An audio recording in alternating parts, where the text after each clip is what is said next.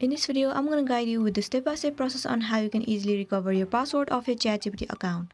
First of all, head over to any web browser and move into the site chat.openai.com. It will take you to this page. Tap on Login.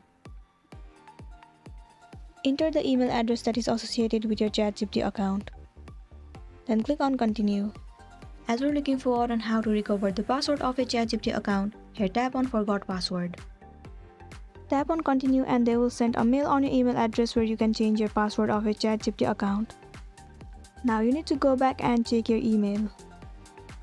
At the top, you'll get to see the mail that they have sent. Tap on it. Now click on Reset Password. It will lead you to the page where you'll be able to change the password of your ChatGPT account. So here enter the new password that you prefer. And then here re-enter the new password that you have just set. Once you are done, click on Reset Password. There you go, the password of your ChatGPT account has been successfully changed and recovered successfully.